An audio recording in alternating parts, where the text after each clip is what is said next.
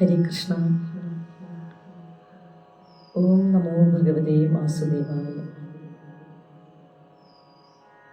ഭാഗവതം.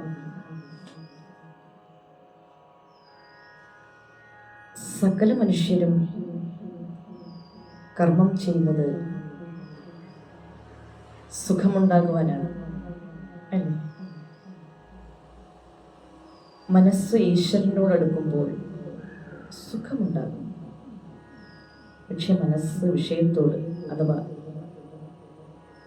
ശരീരത്തോട് ഒട്ടിയിരിക്കുമ്പോൾ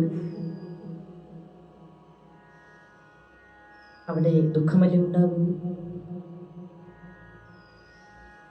മനുഷ്യ ജന്മമെടുത്താൽ സുഖവും ദുഃഖവും അനുഭവിക്കുക തന്നെ വേണം. ആ സുഖത്തിനെയും ദുഃഖത്തിനെയും നമ്മൾ സമമായിട്ട് തന്നെ കാണണം. സുഖത്തെ എത്ര സന്തോഷത്തോടെ നമ്മൾ സ്വീകരിക്കുന്നുവോ ആ സന്തോഷത്തോടുകൂടി തന്നെ നമ്മൾ ദുഃഖത്തെയും സ്വീകരിച്ചാലേ മതിയാകും. അതാണ് മനുഷ്യജന്മം. സുഖദുഃഖങ്ങളെ സമമായി കണ്ടെങ്കിൽ മാത്രമേ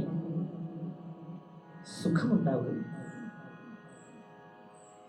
എങ്കിലേ നമ്മുടെ ഈ മനുഷ്യജന്മം പൂർണ്ണമാവുകയുള്ളൂ. ഹരേ കൃഷ്ണ.